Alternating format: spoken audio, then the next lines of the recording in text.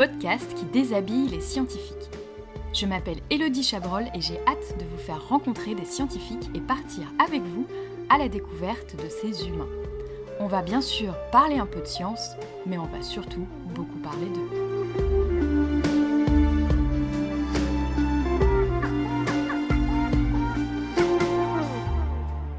Bonjour à toutes et à tous, bienvenue dans ce nouvel épisode de Sous la blouse. Aujourd'hui, je reçois Mathieu Incelin, enseignant-chercheur en psychologie. Bonjour Mathieu, Bonjour. comment ça va ? Eh bien, ça va, on arrive sur, la fin du confinement. On espère au moment où on enregistre ça, on va pouvoir sortir. Il y a un ciel bleu, dehors de là où je regarde. C'est plutôt pas mal après les derniers mois. J'avoue que ça fait du bien, on espère qu'on va avoir un été un peu sympa. Je suis hyper contente de t'avoir. Alors, je commence toujours traditionnellement un petit peu à dire pourquoi je suis contente d'avoir mon invité. Et là, je suis vraiment très contente parce que déjà, je te suis sur Twitter. C'est un vrai plaisir de te suivre sur Twitter. Et puis, l'année dernière, tu as accepté de faire un Pint of Science que j'ai trouvé vraiment passionnant. Je mettrai le lien en description. Et du coup, je vais pas spoiler. Je vais te demander de mettre la blouse virtuelle sur le dos et de nous raconter tes recherches, s'il te plaît. Merci pour, le compliment sur Paint of Science. Je pourrais te renvoyer le compliment, déjà parce que j'aime beaucoup Paint of Science. J'y avais participé, IRL, en vrai, dans un bar il y a quelques années aussi, en acteur et puis en participant plusieurs fois. Donc c'est un super festival et je suis très content, Merci. que ça puisse continuer malgré la distance, physique qui nous est imposée. Donc pour répondre à la question, sur mes recherches, je travaille principalement sur, la mémoire, c'est-à-dire Ouais, depuis, une grosse dizaine d'années, depuis 2008, quand j'ai commencé ma thèse de doctorat. Je suis, centré sur la mémoire avec des approches un petit peu différentes mhm, au fur et à mesure. C'est-à-dire que je me suis intéressé à la mémoire d'abord, auprès d'adultes, surtout des adultes un peu plus âgés avec des pathologies, qui vont toucher le cerveau, comme la maladie d'Alzheimer, comme, quelque chose qui s'appelle l'ictus amnésique idiopathique. C'était mon sujet de thèse. Alors c'est une amnésie transitoire pour le dire, simplement, c'est une ouais, amnésie qui arrive d'un coup, on ne sait pas pourquoi. Les gens oublient pendant quelques heures ce qui se passe au fur et à mesure, un peu comme, ce qu'on voit dans le film, Nemo et puis qui a eu son ouais, film, derrière, un Dory, tu vois, qui ouais, répète sans cesse les mêmes questions comme ça. Donc c'est un peu ce qui produit, toute, comparaison gardée évidemment ouais. chez l'être humain. Ça dure quelques heures, c'est 24 heures maximum, puis après ça disparaît, il y a pas de séquelles, enfin on n'oublie pas particulièrement plus après, juste en général on se rappelle pas de cette période-là. Donc c'est un petit peu complexe et comme on ne sait pas exactement pourquoi ça vient, pourquoi ça arrive, d'où ça vient, on fait évidemment des recherches dessus. Donc le début de mon chemin de la recherche, on va dire vraiment en thèse, il s'est fait avec, cette étude-là et j'ai commencé à travailler sur la mémoire plus spécifiquement qui était liée à l'action, donc qui est, D'accord, ce qu'on appelle en fait la mémoire, notamment la mémoire prospective, qui est la mémoire en fait du futur. C'est, tu sais, d'accord. tu te rappelles qu'il faut aller chercher du pain, à 18 heures, le rendez-vous chez le dentiste mardi prochain. Donc ça, c'est, essayer de me comprendre qu'est-ce qui fait qu'on oublie, en fonction de l'âge, en fonction de Ouais. différents facteurs, des émotions, ça et puis, ce qui permet de mieux s'en rappeler, donc l'action présent, en fait, quand on fait des actions nous, si on lie un geste à ce qu'on doit faire, on s'en rappelle un peu mieux. Donc c'est vraiment le centre de ma recherche et ça continue aujourd'hui, c'est de voir ça et puis au fur et à mesure des rencontres, des échanges, c'est maintenant, avec, toujours des adultes, Ouais, plus ou moins jeunes, plus ou moins âgés, aussi avec, des enfants, des adolescents, ouais, en travaillant avec des collègues qui étaient plutôt spécialistes des enfants, de l'adolescence et puis ça s'est ouvert un petit peu aussi, au lieu d'être vraiment orienté clinique et patient sur, la mémoire et les apprentissages, donc tout au long de la vie, ce mmh, qu'on appelle des approches, lifespan, sur comment on améliore les apprentissages à l'école, à l'université et puis en situation. On appelle ça des recherches écologiques. Alors c'est pas d'accord. sur l'environnement au terme Ouais, ouais, on ouais, l'entend d'habitude, c'est, en situation, ça veut dire versus en labo, avec ouais, l'ordinateur, dans le bureau, bien isolé et cetera. Et pour ça, j'ai commencé à développer avec quelques collègues il y a quelques années des recherches où on fait, de la simulation notamment et on utilise des outils de l'improvisation, OK. ce qu'on appelle l'improvisation appliquée, pour voir, comment on peut améliorer, toujours les apprentissages et puis au fur et à mesure des rencontres, en fait, ça s'est ouvert, parce qu'on va apprendre à, mieux mémoriser, qui est Mmh, le cœur de ces travaux. Mais il y a aussi apprendre à être plus empathique, apprendre, pour être plus, créatif, pour développer récemment, par exemple avec des orthophonistes, c'était apprendre à être meilleur sur ce qu'on appelle des compétences narratives, donc à mieux parler, mieux faire du lien entre les mots et cetera. Et c'est ce qui me plaît dans la recherche, c'est qu'on peut, en fait, à partir d'un objet d'étude, donc pour moi, c'est la mémoire et les apprentissages, ouais, faire plein de liens avec plein d'autres choses qui sont parfois, assez inattendues. effectivement et c'est hyper intéressant et merci d'avoir, raconté ça bien, vulgariser, rapidement. Du coup, ma question, blues ou pas blues? Alors maintenant, je n'ai pas de blues, ça fait très longtemps que j'ai pas mis de blues, parce que, soit dans l'activité enseignement, ben, je Ouais, viens, comme je suis habillé, et puis dans les recherches, quand on voit des participants et des participantes, j'y vais, habillé, comme je suis. Mais, avant, je parlais de la thèse, ouais. quand j'étais étudiant en doctorat, je mettais la blouse. Alors bizarrement, je la mettais pour sortir du labo. Ah! Parce que dans le labo, ben, un labo de psycho, c'est une salle avec des gens, des ordinateurs, Mmh mh. c'est une salle de travail où là j'ai un bureau, c'est des choses assez classiques. Bah, comme j'allais voir des patients, en fait, on avait un labo qui était sur plusieurs sites à l'université et il y avait une partie à l'hôpital. Moi, j'étais dans l'hôpital, D'accord. c'était à Caen. Pour les gens qui Ouais, connaissent, c'est une énorme tour de 22, je crois, d'étages. On ouais, était au troisième et les patients qui arrivaient avec cette amnésie transitoire, évidemment, on pouvait pas prévoir.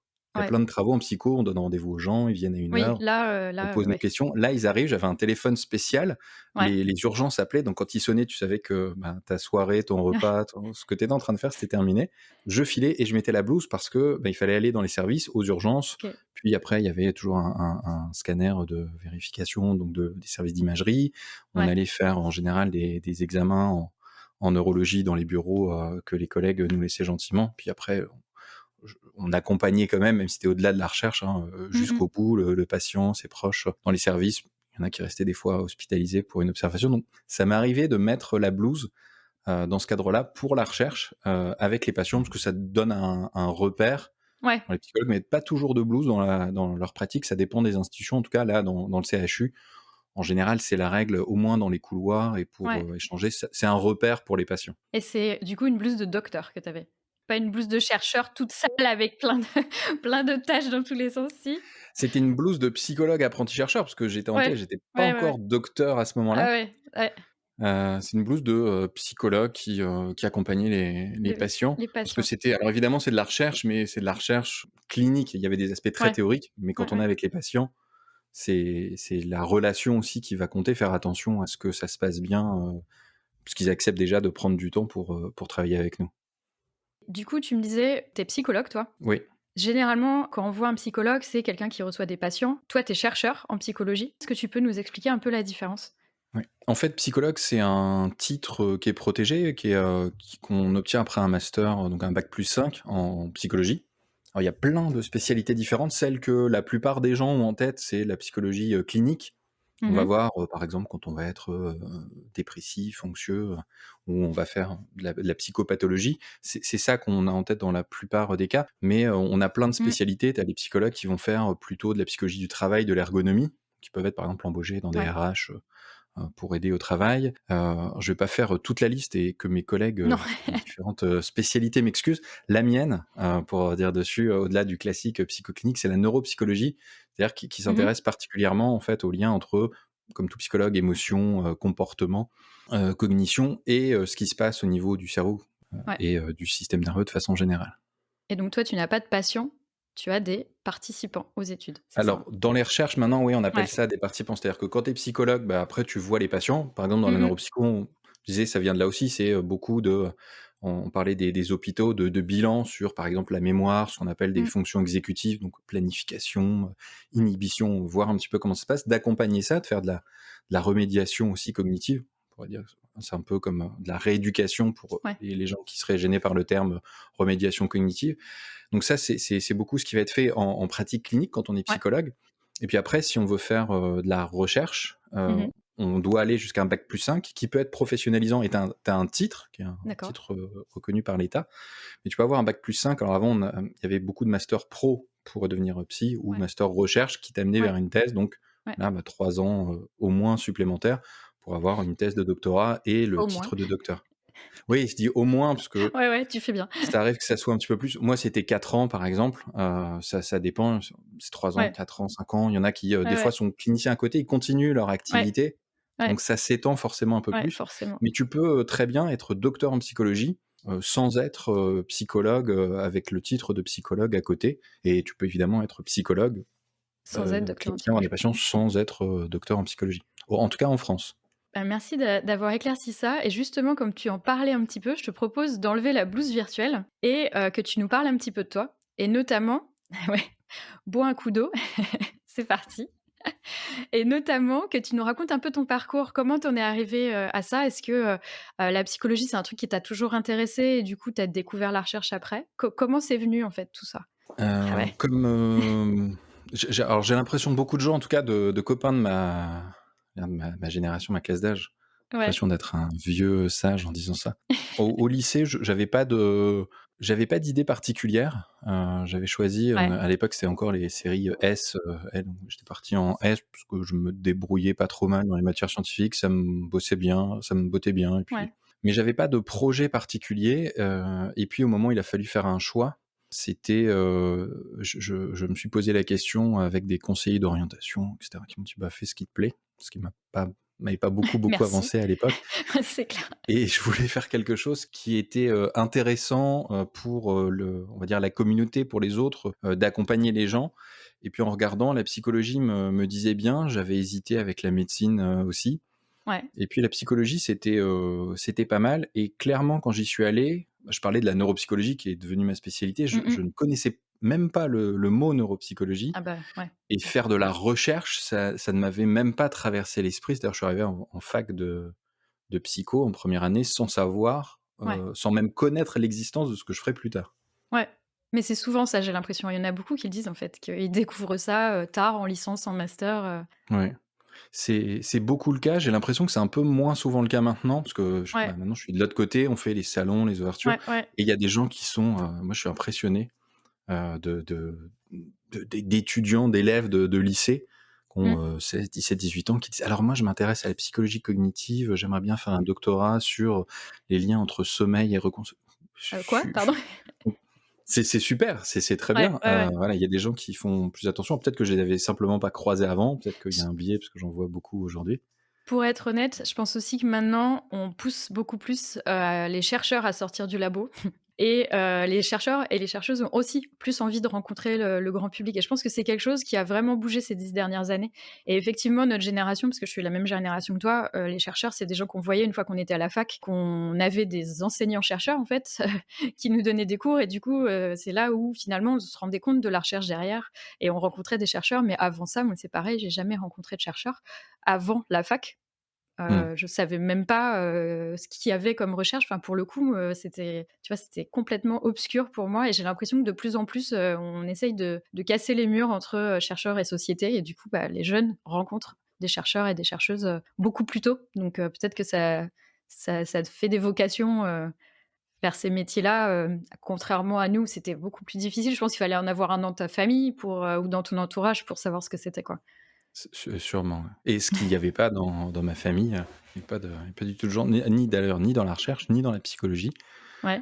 Mais, pour le coup, j'ai été tout à fait, soutenu par mes parents. Je Ouais. me rappelle quand j'ai hésité, je parlais de conseiller d'orientation, Mmh. à l'époque, mon père, m'avait dit: «Écoute, tu fais ce que tu veux, mais tu le fais bien» C'est un bon conseil.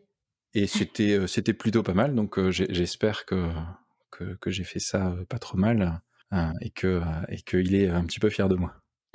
Il y a eu, pour la suite du parcours, parce que Ouais, bah, je oui. digresse et je suis pas allé au Non, bout mais quand tu as même. raison.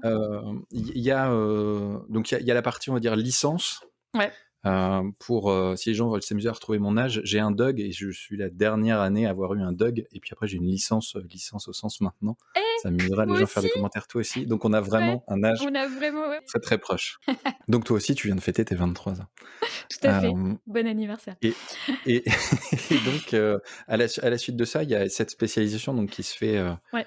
autour du master qui était orienté plutôt cognitif. Puis on avait des options où j'avais choisi la neuropsycho parce que, dans ce que j'avais vu et notamment avec les interventions ça c'est un truc qui est assez important à l'université. Alors encore aujourd'hui d'ailleurs, c'est les chargés de TD, parce qu'il y a Ouais. les enseignants-chercheurs titulaires Mmh mh. je pensais aux attachés temporaires, les ATER, qu'on a des Mmh. fois en fin de doctorat et cetera. Mais il y a pas mal, notamment en psychologie, hein, c'est le cas des professionnels qui viennent, Ouais. souvent dans les TD pour parler de leur expérience, pour illustrer des choses il y en a certains qui m'ont, clairement influencé, dessus, Ouais. pour le choix de la neuropsycho et je suis parti en master 2 à Angers. À l'époque, il y avait une sélection entre master 1, master 2. Maintenant, Ouais. c'est à la fin de la licence, donc avant le master 1, c'est-à-dire, Ouais. moi je l'ai fait entre la quatrième et la cinquième année. Avant, c'était entre la troisième et la quatrième. Et puis, à Angers, il y a eu, j'étais vraiment parti en me disant: «Je vais essayer de travailler plutôt dans un hôpital ou un centre de rééducation, ce que je faisais en stage qui me plaisait bien, surtout la partie rééduc. Et puis on a eu une intervention, d'une, prof, alors qui était maître de conf à l'époque à Caen, Ouais. qui s'appelle, Hélène Beaunieu, qui nous parlait de ses recherches avec une passion, Ouais. incroyable en disant: «Voilà, vous pouvez faire ça», qui une bombe d'énergie et brillante scientifique, hein, Ouais. mais sur le coup, c'est vraiment ça qui m'avait marqué. Et à la fin, je vais la voir en disant: «Mais c'est drôlement intéressant», et en fait, elle avait une diapo ça a duré 2 minutes sur la demi-journée, Ouais. où elle parlait de l'ictus amnésique. Je dis: «C'est Ouais. quand même dingue, j'en avais jamais entendu parler». Elle m'a dit: «Bah, écoute, ça t'intéresse, tiens, je te donne des noms avec des mails, écris, Ouais. ils font de la recherche dessus, vois ce que ça donne». Et en fait, elle m'a donné le nom de Francis Eustache, qui est, pour les gens qui connaissent un petit peu la neuropsychologie, une figure très importante, qui est le directeur d'une unité INSERM à Caen sur la mémoire humaine, Ouais. c'est lui qui a fait, tu vois, le manuel de référence que tout le monde Ouais. a voilà. Et je me rends pas tellement compte de ce qui est Ouais, ouais. possible ou pas. J'écris, elle me dit: «Oui, bah, venez à Caen tel jour, machin, on recevra». Et puis ils étaient 2 dans le bureau, donc il y avait Francis, Eustache, qui est devenu mon directeur de thèse après, Ouais. je sais pas. Béatrice Desgranges, qui était la directrice adjointe de l'équipe. Ils me parlent en me disant: «Qu'est-ce qui vous intéresse?» et cetera. Et puis il y avait en fait, ils avaient 2 projets. Ouais. Il y avait un qui était sur l'ictus en me disant: «Mais on n'est pas sûr d'avoir des financements Ouais. et tout». Et moi je disais: «Mais non, mais moi je veux ça en fait», tu vois? Moi, C'est je le truc. je m'en fous du reste. Bah, c'est ouais, ouais, et avec le recul, c'est d'une naïveté, assez, incroyable. Et un autre qui était avec de l'imagerie cérébrale. Mmh mh. Le financement était, je pense qu'ils l'avaient, ils attendaient l'officialisation, enfin c'était, Ouais. en très bonne voie, et ils avaient un contrat qui était, pas mal, c'est-à-dire tu viens en master 2, donc Ouais. refaire en fait un master 2 recherche, Ouais. qui est, une sorte d'année en fait, eux, ils voient si ça colle avec moi, moi je vois si Ouais. ça colle avec eux, et Ouais, s'il y a ouais. le financement derrière, c'est donc j'insiste sur l'ictus, je viens. Et puis il y avait d'autres, qui étaient, Peggy Kinnett, qui était, postdoc à l'époque, qui est devenue maître de conf, qui m'a accompagné, beaucoup, qui est, je pense, la personne qui m'a le plus influencé dans ma vie scientifique, et qui est un modèle d'encadrement, Ouais. que j'essaye de suivre, aujourd'hui, qui est vraiment quelqu'un de formidable. Puis il y avait Audrey, Noël, donc tu vois, j'ai passé il y avait 2 salles, il y avait un peu les épreuves, donc avec Francis, Ouais. c'était avec Patrice, et après, Peggy, Audrey. Elles m'ont dit: «Non mais tu sais, il va falloir te lever la nuit, puis, des fois c'est compliqué et tout». Et moi, j'étais vraiment truc, c'est formidable. On a tenté Ouais. 1 an. Après, il y a eu, la bourse, ça a bien marché. Tout le monde était content des 2 côtés. J'ai eu la bourse pour faire la thèse, puis après, on est parti sur, 3 ans de thèse qui ont été un petit peu prolongés Ouais. pour finir, correctement ça.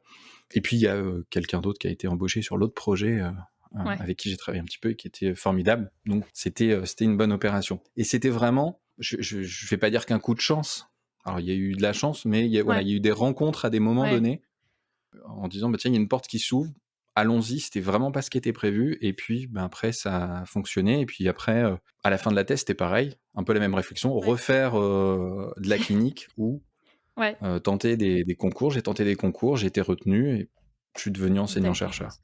et ça, du coup, enseignant-chercheur, tu te voyais enseignant depuis le début ou tu te voyais plus chercheur? Je me voyais ni l'un ni l'autre, en fait.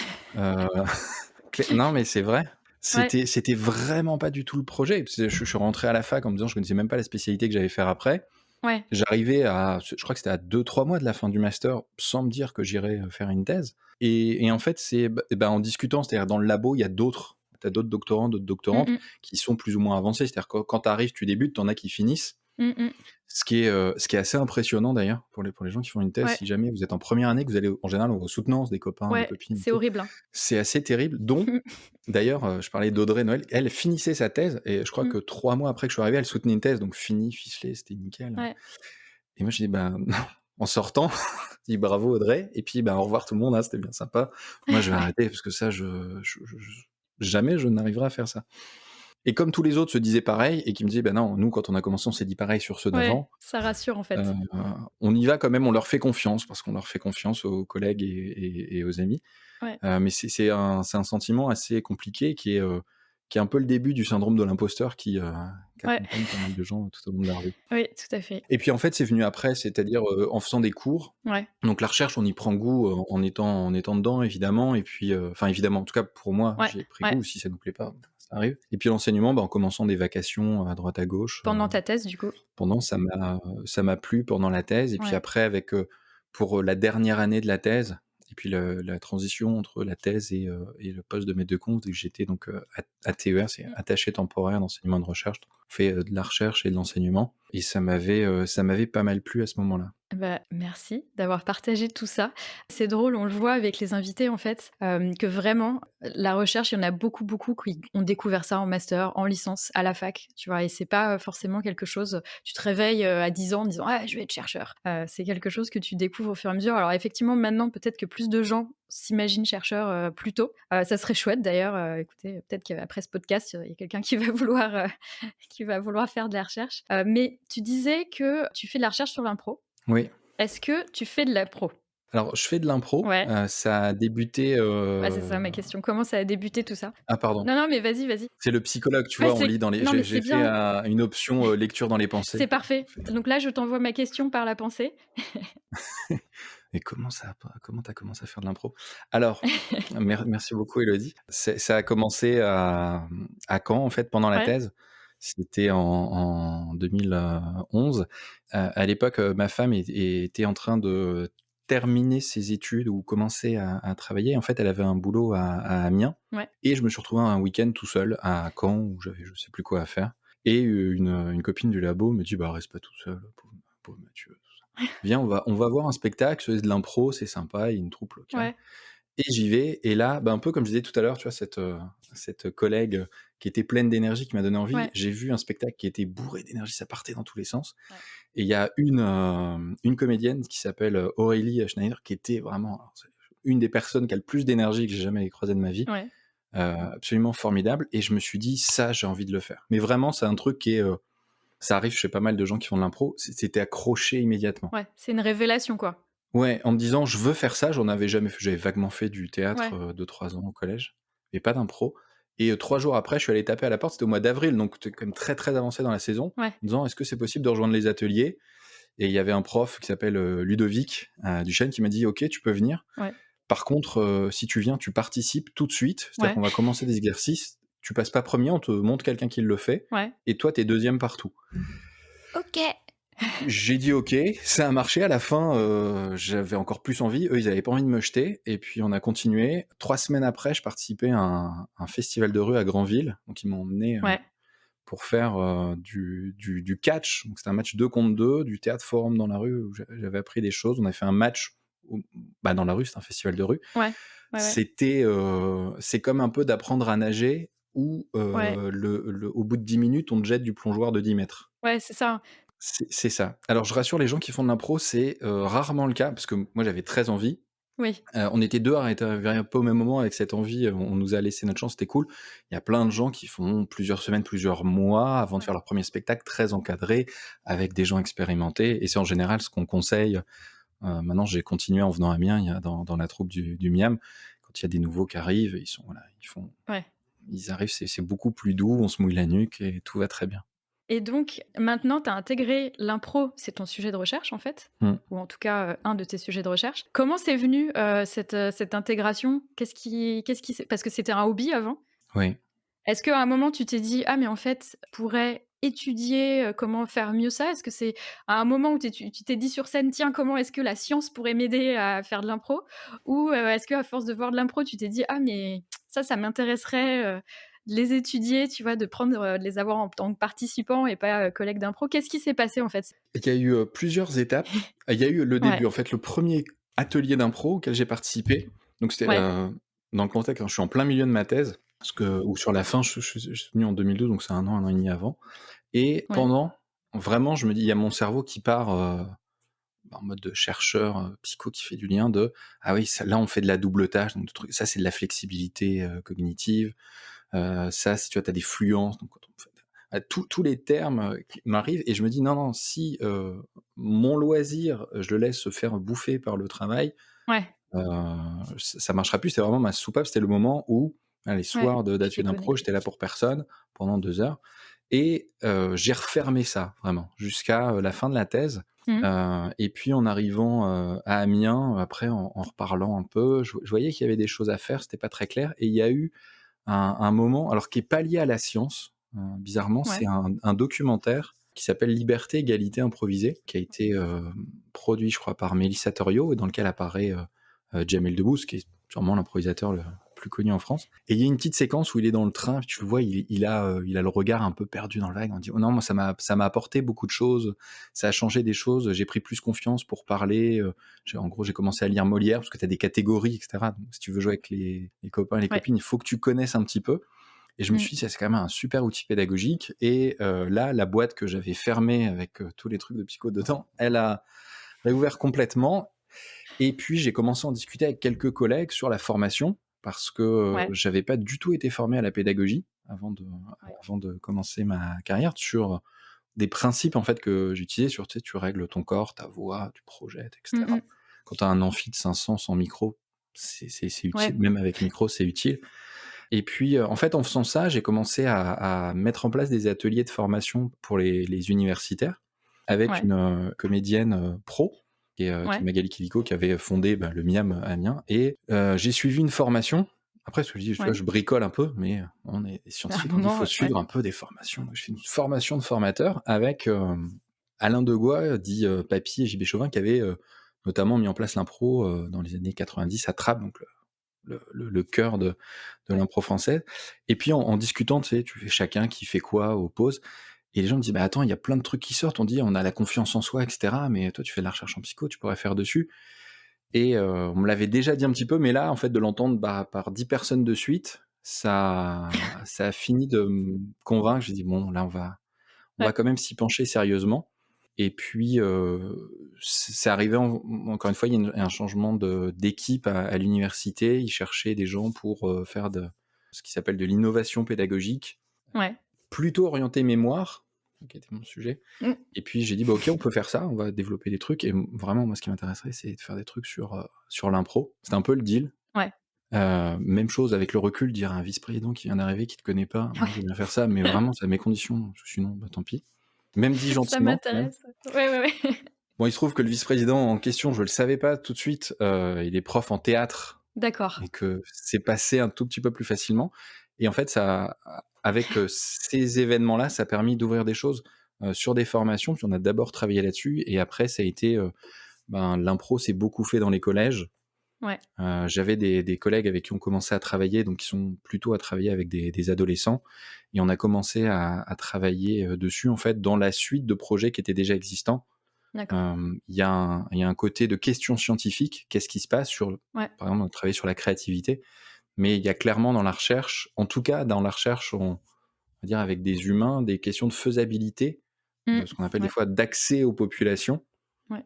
Et pour aller voir des adolescents, ça veut dire qu'il faut avoir la confiance des ados, des Ouais. parents Ouais. et des équipes pédagogiques, dans les écoles. Et là, clairement, il y avait des collègues qui avaient déjà ça. Je OK. me suis glissé dedans, puis après, une fois qu'on est rentré, ça va beaucoup mieux et puis on a pu, développer ça par la suite. Tu continues de faire de l'impro comme en hobby, Oui, sauf que tu as plus trop de différence du coup entre ton hobby et tes recherches. Est-ce que heu, tu arrives quand même à débrancher? en fait, quand je suis sur scène, je suis un chercheur professionnel, mais je suis un comédien amateur. Ouais. Quand je vais sur scène, dans ma troupe, il y a des pros dans la troupe. Ouais. Moi, je suis amateur et je viens jouer. Et tout ça, je le laisse. Bah, tu vois, ma blouse virtuelle, je la laisse Au labo? au labo quand je vais, le jeudi soir faire les ateliers, enfin quand j'allais, parce que là, en ce moment, Oui, bon.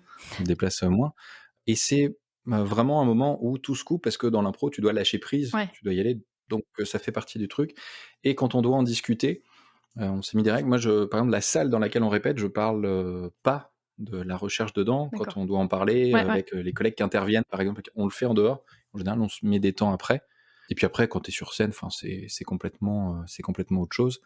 Et évidemment, les gens avec qui je travaille, enfin, les gens avec qui, je travaille sont pas ceux avec qui je fais de Ouais. l'impro, OK. directement. Je fais pas d'expérience scientifique avec ma troupe. Ils participent des fois parce qu'ils font des formations à côté Ouais. auprès d'autres publics, d'ados, Ouais, puis il ouais. y a les futurs professionnels de santé, les psychologues pour la formation. Mais c'est vraiment le loisir, c'est mon moment de pareil, tu vois? C'est voilà les 2 heures, Ouais. 2 heures et demie de la semaine où je réponds pas à qui que ce soit, de travail et cetera, ça n'existe pas à ce moment-là. Mais c'est bien, mais c'est justement, c'est important, tu vois? Et je me demandais si tu arrivais à déconnecter, en ayant intégré quand même ça dans tes recherches. Et est-ce que tu as déjà parlé de science en impro? Est-ce que ça t'arrive? Sur scène, rarement Ouais. parce qu'en général, on essaye de pas tomber dans le cliché. Ouais. Il y a un format qu'on fait beaucoup qui est le match Mmh mh. d'impro, où tu as des règles Ouais. et si tu respectes pas ces règles, tu peux avoir une faute. Au bout de plusieurs fautes, tu as des points qui peuvent aller à l'équipe d'en face, voire te faire exclure s'il y a des Ouais. fautes, comme, dans les sports co, tu sais, tu Ouais. as carton jaune, carton rouge. Et il y a une faute qui est la faute de cliché, c'est quand tu fais quelque chose qui a déjà été vu, qui est un peu évident. Alors c'est Ouais. beaucoup pour éviter, tomber dans des choses, misogynes ou éventuellement ou racistes. Mais clairement, si tu es un psy qui joue le psy, en tout cas en match, ça peut être sifflé, Ouais. c'est pas forcément le cas et je me suis dit que c'était bien d'essayer de faire autre chose, donc je le laisse. Par contre, dans les formations, oui. Dans les formations, Ouais. je viens avec toutes mes casquettes. C'est-à-dire que quand on va former, parler par exemple des collègues, parce que c'est surtout ça que je fais, des collègues enseignants ou, enfin universitaires, c'est pas que des enseignants d'ailleurs ou des chercheurs, ou des chercheuses. Il y a aussi évidemment, l'école doctorale Ouais. et là, en fait, quand on fait un exercice, bah, la boîte que j'avais fermée quand j'ai commencé, Là, ouais. et bah, là, vous voyez, on travaille su ça s'appelle comment ça? Ça s'appelle la double tâche, par exemple. On est assez mauvais les êtres humains en double tâche et le message derrière, c'est: «Faites pas 2 choses en même temps». Avec la couche, tu peux le dire comme ça, mais ça rentre dans une oreille, ça sort Ouais. dans l'autre et quelle est la couche? Bah, là, vous l'avez expérimenté avec l'impro, avec un truc très pratique, Ouais. en fait, de mise en situation. Quand on a fait 2 trucs en même temps, vous êtes plantés sur un truc hyper Ouais. facile et dès qu'on s'est mis des règles pour faire une chose à la Mmh. fois, vous avez été super brillants. Donc cool, très bien et puis la dernière couche, scientifique, effectivement, le fonctionnement du cerveau, de la cognition humaine, alors c'est quand je dis on fait pas, c'est un raccourci, c'est pas qu'on peut pas faire 2 choses en même temps, c'est quand on fait 2 choses en même temps, c'est moins bien que quand on fait une, puis l'autre, sauf si c'est 2 choses automatiques. Par exemple, normalement, Oui. marcher et respirer, tu arrives à t'en Ça sortir. va, on peut. Normalement, ça, c'est bon. Marcher et Mais, tweeter si aussi. tu dois avoir une marcher, tweeter, ça peut être dangereux s'il y a des choses autour, mais par exemple, si tu conduis, Ah oui. tu vois, sur une autoroute toute droite, c'est facile, tu peux parler avec, Ouais. ton passager ou ta passagère. Par contre, si tu arrives, c'est l'exemple que je prends souvent, alors sauf pour les Parisiens, à fond, mais tu arrives, 18:00 place de l'Étoile, non, je dis ça parce qu'il y en a peut-être Ouais. qui font ça tout le temps, 18:00 place de l'Étoile, un vendredi soir de novembre sous la pluie, peut-être que tu vas pas continuer ta discussion enflammée avec le voisin, voire, tu vas, couper, je te vois faire le geste de couper Mais c'est l'autoradio. ça, on est d'accord.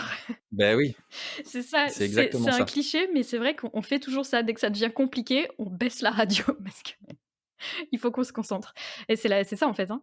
C'est, bah, c'est en fait, on a plein de stimulus, de choses qui nous Ouais. arrivent là, au niveau sonore et quand on a plusieurs d'un coup, ça va jouer sur notre attention. Plus il y a de choses, moins on va pouvoir se concentrer sur, quelque chose qui a besoin d'attention, c'est-à-dire qui est pas automatique. Mais Ouais. marcher, tu peux marcher en Mmh mh. écoutant des choses. Conduire en regardant à droite à Ouais. gauche, derrière toi et cetera, ça peut être compliqué. Le petit créneau à gauche, mérite d'éteindre la radio généralement.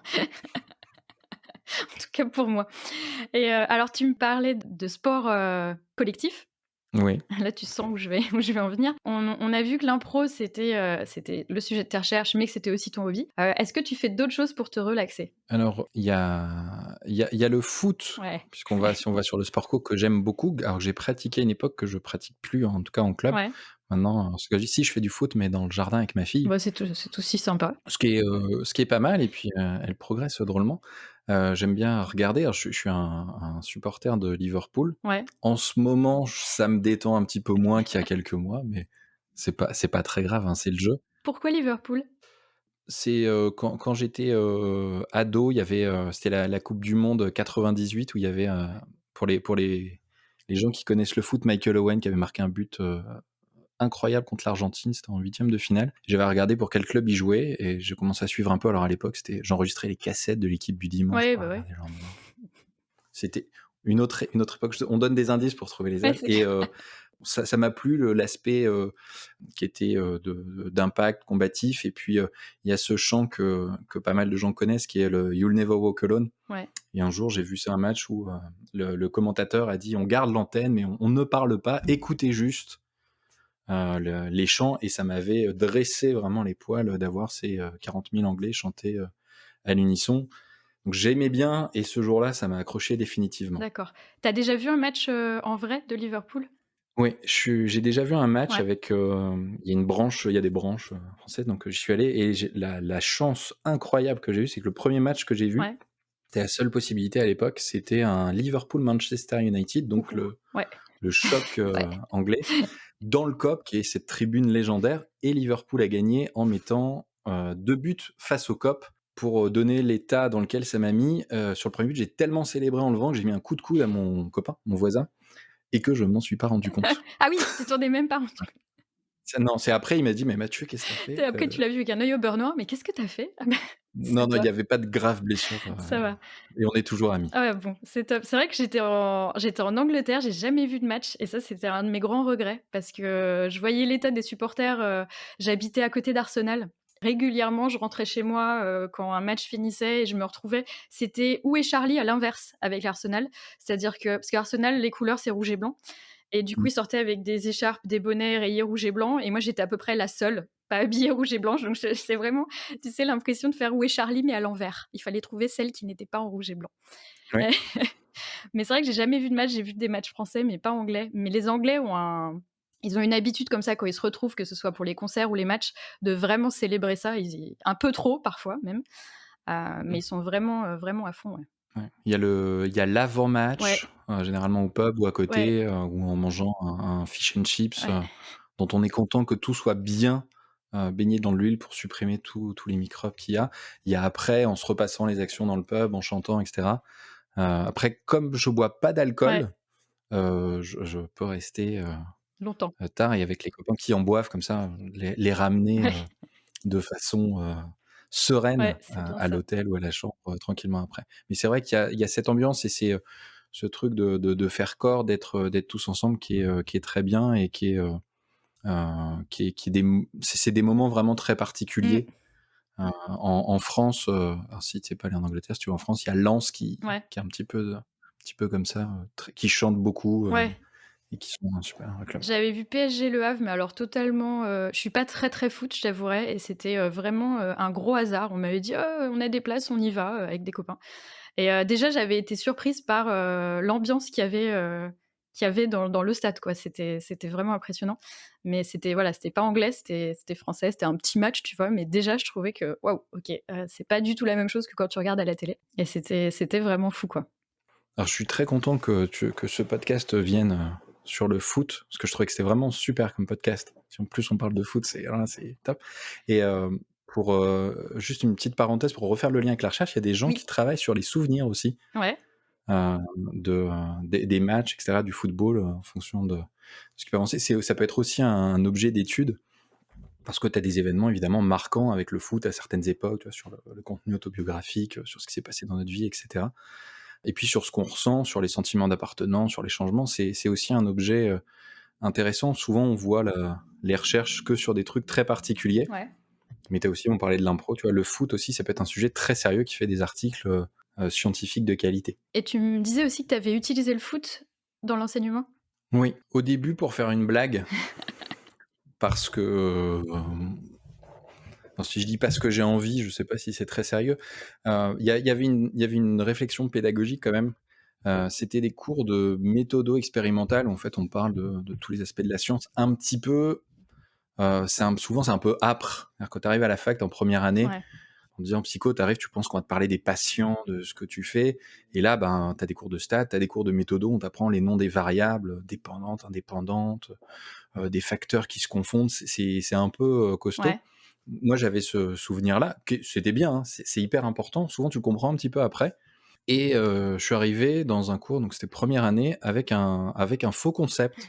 J'avais fait une diapo ouais, en me présentant vraiment, alors de façon, et je m'en excuse encore auprès j'avais compté, je crois, il y avait 2000 étudiants qui ont dû entendre ça, au total, au fur et à mesure des années, où vraiment je me présente en: «Bonjour, je m'appelle Mathieu Ancelin, vous devez m'appeler docteur Ancelin, on travaille avec des équipes internationales». Enfin, c'était vraiment l'incarnation du prof que j'espère ne pas être, et vraiment qui est l'opposé de ce que je voulais défendre comme valeur, et puis de présenter un truc en mode dictée. Après, tiens, voilà, un concept donc qui s'appelait le syndrome de Shankly, qui était donc le fait de croire ce qu'on nous dit juste parce que c'est présenté de façon péremptoire, même si c'est faux. Donc ce que j'étais en train de faire, mmh et en les faisant écrire, comme ça, puis à un moment, dire: «Attends, stop 2 secondes». Il y avait une citation de Bill Shankly, qui était un entraîneur mythique de Liverpool, jusqu'à la fin de leur dire: Pause, vous voyez que là, regardez, lisez 2 secondes, levez la tête, ce que je vous dis, c'est n'importe ouais, quoi, et en fait, à la suite du cours, c'est pourquoi on peut croire n'importe quoi, ouais, et puis surtout, qu'est-ce qu'on a comme moyen en tant que, scientifique, puis en tant que psychologue, parce qu'on a besoin de pas croire n'importe quoi quand on est psychologue Ouais. évidemment, de maîtriser les outils qui vont nous permettre de ça. Ce qui fait qu'en fait, comme tout le monde se fait avoir Ouais. systématiquement, sauf un étudiant un jour qui était un fan de Liverpool Ouais. aussi, qui a levé la tête tout de suite, qui m'a Non. fait: «Mmh mh». C'est bon ça. Donc il y en a un sur 2000 chez qui ça a pas marché, et de dire à chaque fois qu'il y en a qui disaient: «Ouais, mais ça, on va pas se faire avoir», et tous ils disaient: «Bah si, rappelle-toi le premier cours, en Ouais, fait, on ouais, s'était», donc ça crée un point d'ancrage, là-dessus, ouais. et il se trouve que de cette alors blague, hein, de cette amorce pédagogique, on avait fait un article pour présenter le dispositif qui était évidemment accompagné de plein de choses sur vérifier les Mmh sources, mh. et cetera, qui est un article, alors je pense pas qu'il ait fait, particulièrement avancer la science, mais qui m'a beaucoup plu parce que dedans, c'est écrit que le choix de Bill Shankly est justifié parce que l'un des auteurs, donc Toi? moi en l'occurrence, est fan de Liverpool, donc c'est écrit dans une revue scientifique. Ah Je excellent! suis, un fan scientifique, on peut De dire, de Liverpool. de l'équipe de Liverpool. Ah c'est chouette d'avoir comme ça sur un papier, écoute. Eh bien, on va arriver à la fin de ce podcast, c'est passé vraiment très, très rapidement. Est-ce que, tu as un mot de la fin, quelque chose qu'on n'a pas abordé, que tu voudrais dire avant qu'on s'en aille? Oui, il y avait, dans les précédents, Mmh. podcasts, quelques fois qu'a été abordée la question du mentorat, Ouais. que je trouve, alors je trouve ça hyper important. Alors notamment dans celui d'Hélène où elle disait qu'elle avait eu des mentors et qui l'avaient bien aidée dans sa carrière. Ouais. Ouais, Ce qui est, ce qui est le cas pour moi, hein. Je parlais par exemple de Peggy, ouais. Kinnett qui m'avait beaucoup aidé, et puis, clairement, il y avait, tu vois, mon directeur de thèse, principal, Francis, Stache, qui, même quand je suis parti après, a toujours été là, toujours, accompagné, toujours été, vraiment très sympa. Il m'a laissé prendre, plus de 3 semaines de vacances au milieu de ma thèse pour partir en voyage de noces. Ah c'est cool. L'humain, Ouais, quand il fallait bah, bosser, mais voilà. c'est normal, mais c'est vrai qu'en thèse, généralement, ça n'arrive pas, hein. Non, surtout en plein milieu. Ouais, Donc on avait il y avait un deal, c'était, OK, si tu écris un article, enfin, si tu fais ouais. il dit: «Si vous avez fini d'écrire l'article qui était en cours», que j'ai fini le jeudi soir pour me marier le samedi, et je me rappelle, je passais la journée, c'était au mois d'août au labo, il y avait que lui.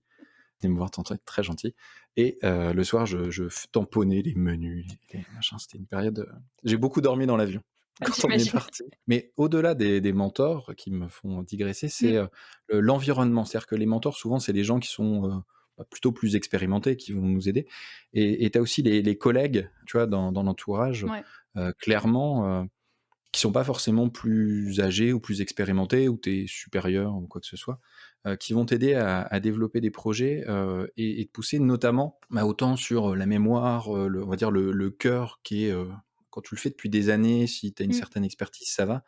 Mais en voulant développer des nouveaux projets, c'est hyper important d'être soutenu, soit par les gens qui vont travailler avec toi, Ouais. qui vont t'aider, dessus. C'est le cas, tu vois, des collègues, je disais, là, qui bossent en psycho du développement, qui Mmh. ont ouvert des portes Ouais, pour ouais. aller, dans les écoles.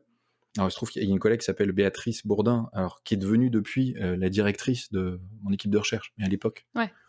c'était pas le cas, elle m'a aidé, et elle continue de le faire. Les collègues qu'on a autour, on va dire au même niveau, et puis aussi les étudiants et les étudiantes à tous les niveaux. Alors je pense évidemment aux étudiants, et les étudiantes de thèse, de Ouais. doctorat, Ouais. toujours top. Ouais, tu as souvent une relation privilégiée parce que tu les vois beaucoup pendant longtemps, un peu plus que ceux à qui t'enseignent. C'est ça, ouais, c'est une bonne façon de dire, on les voit beaucoup et pendant longtemps. Je pense qu'on relit les papiers, et cetera, on fait plein de choses. Il y a c'est une autre relation qui se crée, Ouais. c'est pas comme avec les collègues exactement, parce qu'on doit les accompagner, on doit donner un cadre. Mmh. C'est pas comme les étudiants qu'on a avant, il y a un petit truc entre 2, et qui est très bien, et ça, c'est la partie du boulot que j'aime beaucoup. Ouais. Vraiment le plus, c'est ça, tu vois? Si quelqu'un, on disait, voulait se lancer dans la recherche, moi je dirais: «Regardez l'environnement qu'il y a, Ouais. les collègues avec qui vous allez travailler, renseignez-vous», et c'est ce que je dis d'ailleurs aux gens qui veulent faire une thèse avec moi. Mmh. Je donne les noms des doctorants en cours ou Ouais, passés. ouais, Demandez-leur sans moi. ouais, c'est hyper Ils vont vous important. dire les vrais trucs. Ouais. Donc, comme quand il y en a qui continuent quand même, je me dis que je dois pas être si, si horrible que ça, en tout cas j'espère. Eux, ils apportent beaucoup de choses parce qu'ils sont, notamment là sur cette dernière année qui a été, Compliqué. on a été beaucoup à distance, Ouais. beaucoup en visio, une énergie, ils continuent, ils bossent, ils ont envie d'avancer, ils se spécialisent dans leur truc, tu les vois progresser, ça c'est un truc top, et puis même les étudiants, avant, alors en master, même chose, Mmh mh. on les connaît un peu plus, et puis en licence, quand tu arrives en fin de semestre, fin d'année, qu'il y a un étudiant qui dit: «Ah, c'était cool votre cours» ou «Là, vous avez dit ça une fois 10 secondes Ouais, comme ça et ben c'était cool, ça m'a drôlement aidé». ouais, ça fait Heu, plaisir. Ça, c'est top. Donc le message, c'est de faire attention, s'il y a des gens qui écoutent ça, qui veulent faire de la recherche, à l'environnement, évidemment. Alors la discipline, le sujet, c'est important, bien entendu, mais l'environnement, ça compte aussi, surtout que c'est pas toujours évident. Ouais. Et de dire aux étudiants actuels ou futurs, n'hésitez vraiment jamais à envoyer un message à votre prof quand ça vous plaît. Si ça vous plaît pas, hein, pourquoi pas aussi. Même après, surtout après. Les Oui, meilleurs messages, c'est, oui, les collègues actuels, tu vois, les psys qui disent: «Tiens, en fait, je fais ça, j'ai eu un bébé, j'ai trouvé un ouais, boulot, c'est cool, j'ai pensé à toi». Faites ça. ouais. Les scientifiques sont des gens pleins de règles, évidemment de choses. On ne flotte pas, on est évidemment des êtres humains et ces relations-là, elles sont ultra, ultra importantes pour le travail évidemment, puis pour la vie en général. Bah, c'était un super mot de la fin, vraiment. Merci beaucoup Mathieu. C'était un épisode passionnant, j'espère, que les auditeurs et les auditrices, vont vraiment apprécier et puis, bah, moi je vais te dire un grand, grand merci et puis à très bientôt sur Twitter. Je mettrai, ton lien Twitter pour qu'ils puissent, venir te dire bonjour sur Twitter. Merci beaucoup Elodie. Au revoir. Au revoir. Voilà, ça y est, c'est tout pour cet épisode de Sous la blouse. J'espère que vous l'avez apprécié. N'hésitez pas à le noter sur votre plateforme de podcast préférée et à le partager. En attendant, vous pouvez me retrouver sur Twitter @sousLaBlouse et sinon, à très bientôt pour un prochain épisode.